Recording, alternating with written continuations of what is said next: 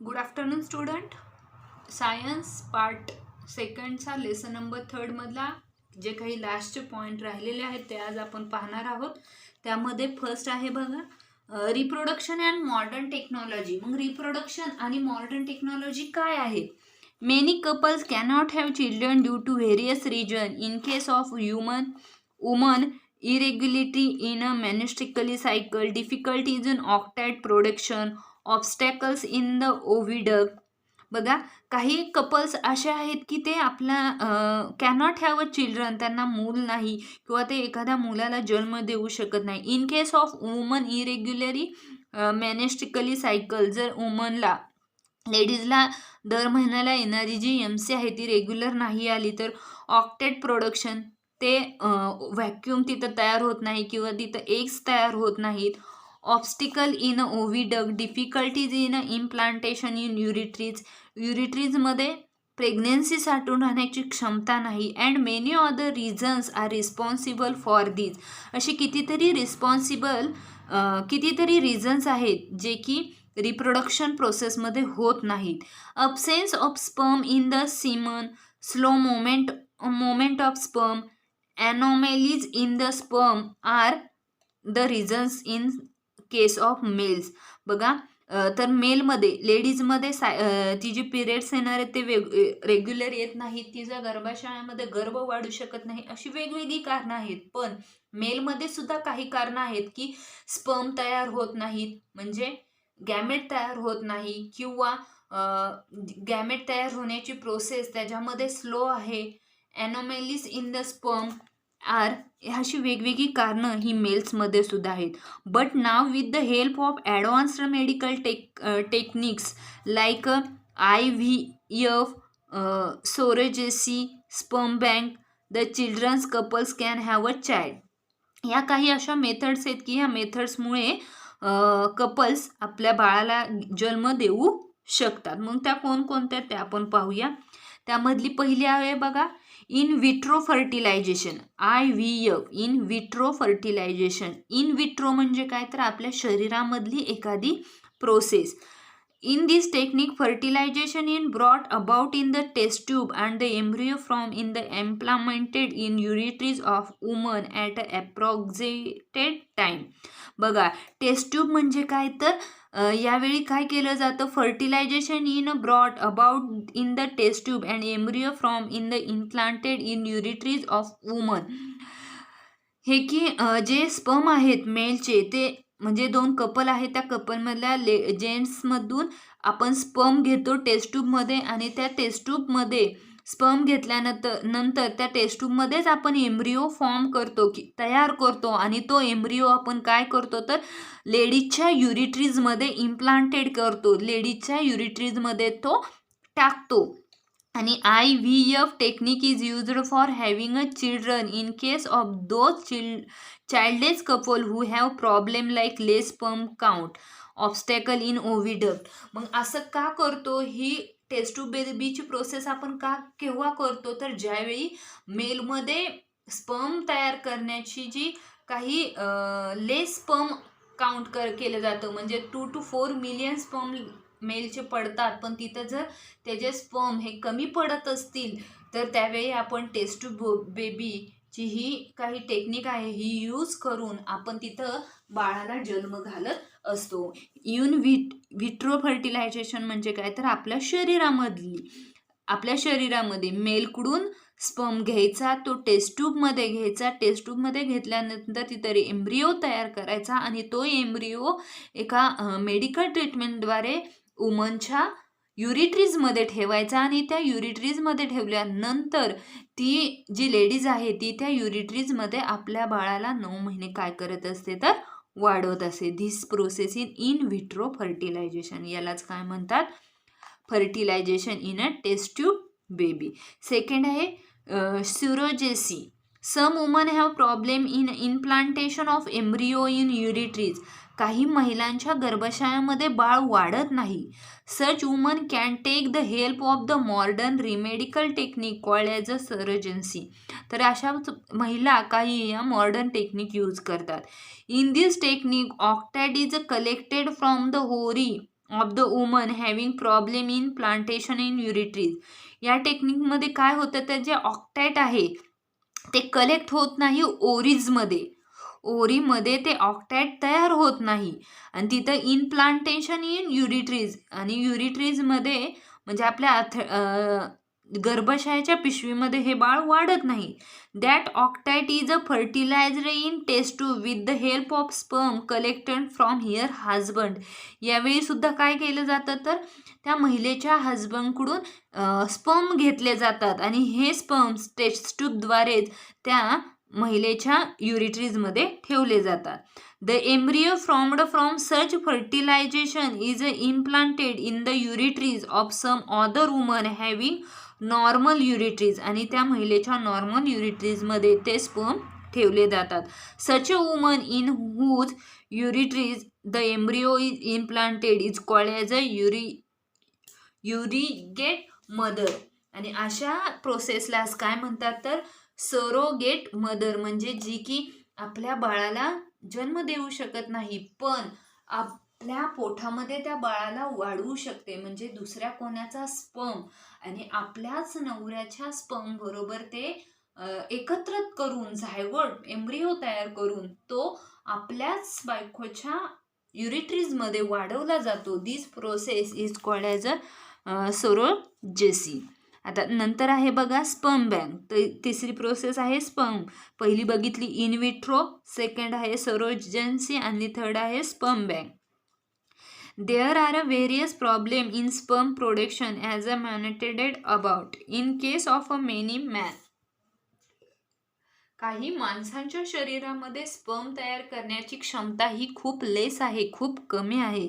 So as to have the children in case of such couple new concept of sperm bank have been introduced. अशा कपल्सला काय केलं जातं, तर new concept of sperm bank, नवीन एक गोष्ट, नवीन स्पर्म म्हणजे एक गॅमेट देण्याची नवीन इन्फॉर्मेशन दिली जाते. This concept is similar to blood bank. जसे की आपल्याला रक्त हवं असतं त्यावेळी आपण रक्त दुसऱ्याचं ब्लड बँकमधून रक्त पैसे देऊन घेत असतो. त्याचप्रमाणे आपण इथं स्पर्म बँकमधून सुद्धा एखादं स्पर्म विकत घेऊ शकतो. Semen injected by the desired man is collected after there through physical and medical checkup and stored in the sperm bank.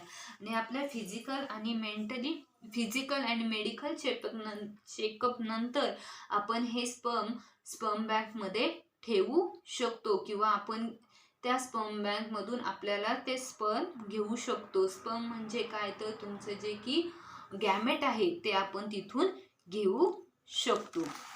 As per the wish of a needful couple, octet of woman is the connected couple is fertilized by IVF technique using the semen from sperm bank. म्हणजे जी की taste to बेबीची G taste आहे त्यामधून सुद्धा आपण एखादं couple आपल्या बाळाला घेऊ शकतं. Resultant embryo is implanted in the uterus to same woman. आणि त्या रिझल्ट नंतर ते एम्ब्रिओ आपल्याला ज्या बाईच्या पोटामधून बाळ हवंय तिथं आपण ते वाढवू शकतो.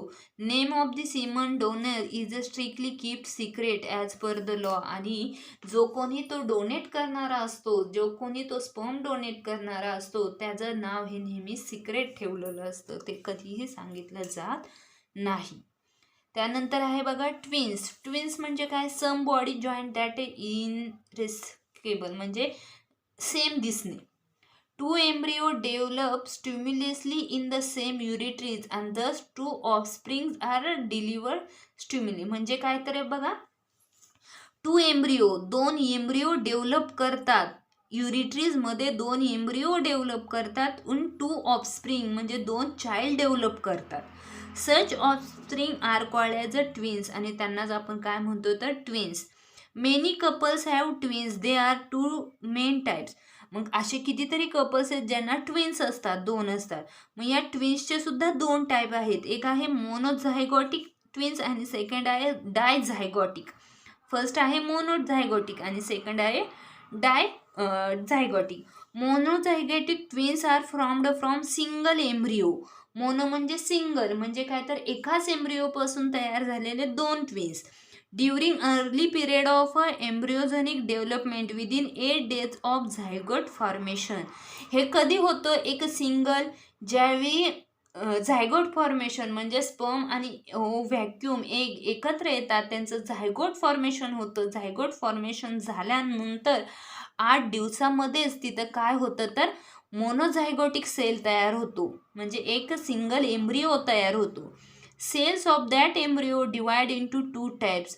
आणि त्या सेल्सचे सुद्धा पुन्हा 2 टाइप्स आहेत.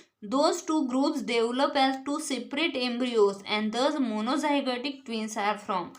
आणि 2 सेपरेट एका एम्ब्रिओ पासून 2 सेपरेट ग्रुप तयार होतात आणि 2 सेपरेट ग्रुप तयार झाल्यानंतर तिथं काय तयार होतं तर मोनोझायगोटिक ट्विन्स तयार होतात.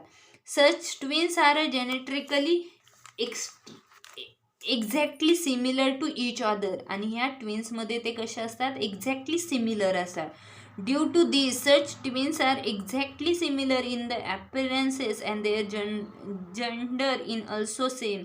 Both will be either boys or girls. मग ते मुलगा असो किंवा मुलगी, ते कसे असतात तर सेम असतात. का सेम असतात तर ते मोनोझायगोटिक ट्विन्स असतात. कसे होतात तर एम्ब्रिओ डेव्हलप होतो आणि ज्यावेळी त्यांचं फर्टिलायझेशन होतं त्यावेळी ते 8 दिवसानंतर ज्यावेळी ते झायगोट फॉर्मेशनमध्ये तयार होतात त्यावेळी तिथं मोनोझायगोटिक ट्विन्स तयार होतात. In case of monozygotic twins, the embryogenic cell are divided into 2 groups 8 days after the zygote formation.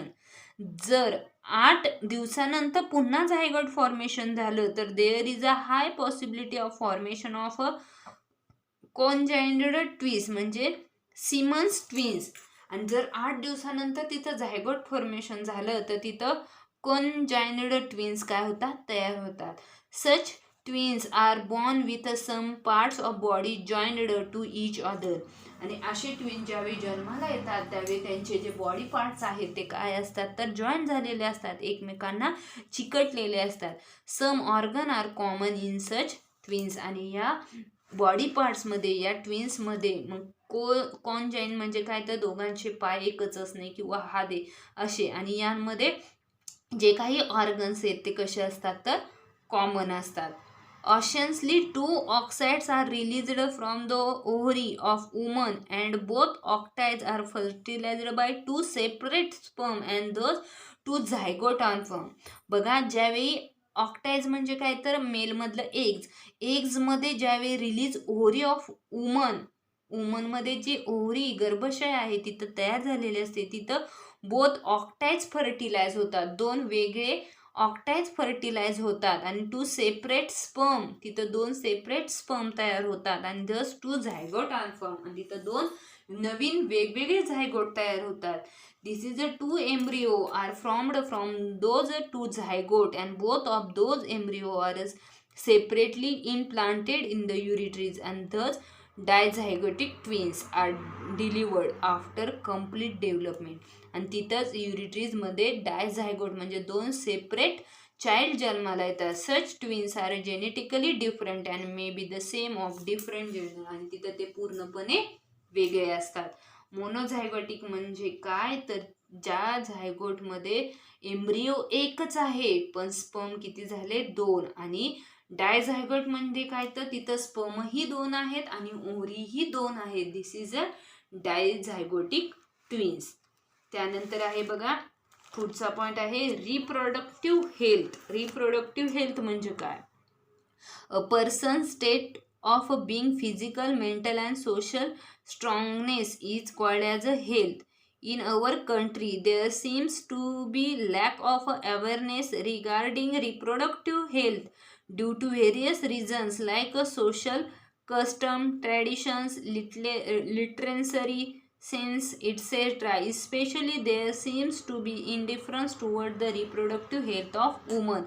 म्हणजे काय आहे बघा रिप्रोडक्टिव्ह हेल्थ? आपली जी रिप्रोडक्टिव्ह हेल्थ आहे ही काय आहे तर person state in physical, mental, म्हणजे तुम्ही फिजिकली कशा आहात, मेंटली कशा आहात, सोशल कशा आहात, या सगळ्यावर आपली रिप्रोडक्टिव्ह हेल्थ काय आहे तर अवलंबून आहे. आणि आपल्या देशामध्ये lack of awareness regarding reproductive health due to various reason आणि वेगवेगळ्या कारणांनी आपल्या देशामध्ये रिप्रोडक्टिव्ह हेल्थ ही काय झालेली आहे तर अवेअरनेस झालेली आहे, वाढवलेली आहे. लाईक सोशल कस्टम्स असेल, काही ट्रॅडिशन्स असतील, especially there seems to be indifferences toward the reproductive health of woman.